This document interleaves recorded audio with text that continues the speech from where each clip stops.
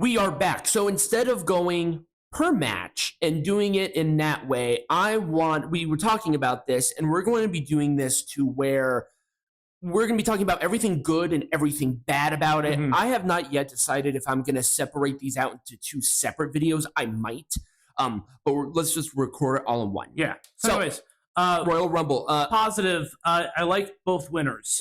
Both winners are great. Yep. I think the alternatives that could have been either just as good or just as good, because these are the two best. On the women's side, Nia to win it, but she didn't. And then for the men, it was Cody. It was not Cody. CM Punk or Gunther. Yep. It would be my alternative choice if I couldn't choose Cody Rhodes. But anyways, I did the finish of the women's match, women's Royal Rumble match. I felt a little rushed to me. Yep. Both matches were just under an hour and 10 minutes. I think the women's was an hour and 6, and the men's was an hour and 8. And you know, these kinds of matches are really hard. I get it. These matches are really hard to produce, and they're really hard to time correctly. They did great on both, by the way. I thought these were two pretty strong Rumbles. I've seen better Rumbles on both. I have, but these were obviously stronger than last year. Yep. But again, the endings felt just a little rushed for the women's side, especially. It was very much pronounced. It's like, oh, look, you just kicked Liv off, and now Bayley won. Right. Hooray. It was that one was kind of a weird one. It was. With the final elimination, I kind of like something with a little more movement and action. I want to see the two really kind of go at it instead of like, oh, well, trick of the board here. Right. My favorite elimination that perfectly exemplifies what a great elimination was when Alberto Del Rio won it against Santino, where he just grabbed him and like tossed him with like this big like rainbows. They go whoosh. Yeah. Those are for the final elimination. Those are my favorite. Yeah. I like those kinds of eliminations. Oh yeah, absolutely. Anyways, moving on to the next thing. The TNA involvement. Yep. And we talked ad nauseum about this one as well.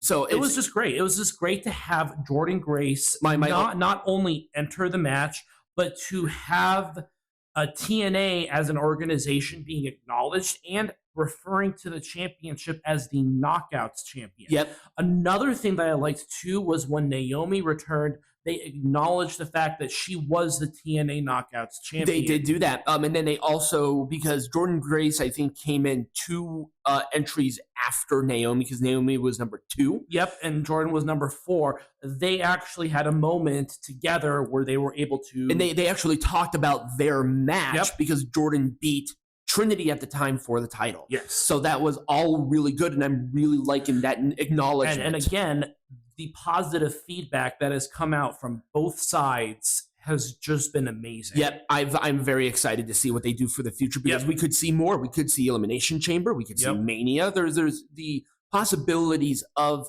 something like this are endless. Yep, and absolutely. right now, since WWE is just absolutely steamrolling, you know that TNA roster is going to say, hey, let me go to Perth. Let me go to Mania.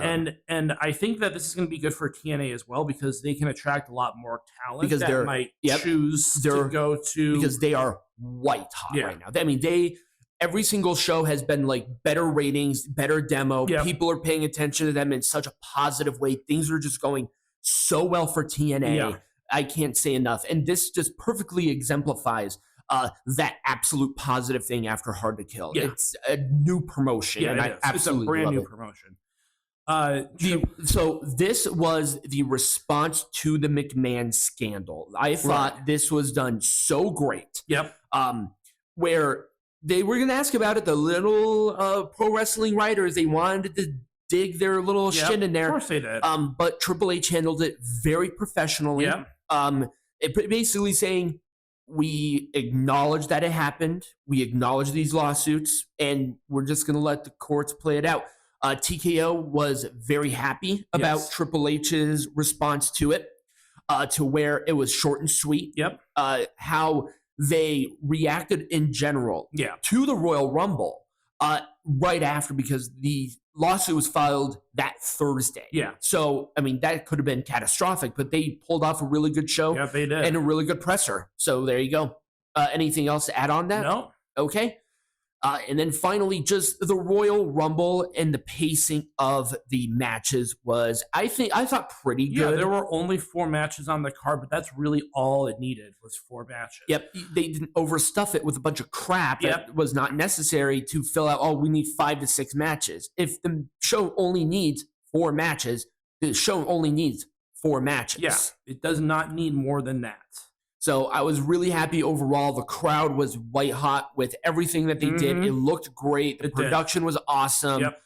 It just feels like a totally different promotion. The only thing that I saw was one of the cameramen, I think, like tripped over one of the wires a little bit. But. Yeah. Well, once again, this is a very complicated match to produce. Yes. There's a lot of working parts and pieces. Your head has to be on a swivel no matter where you are. So having it be as smooth as it was, I thought was very good. So I'm very happy overall with how they did this. Yep, and let's talk about a few of the negatives now. Yes,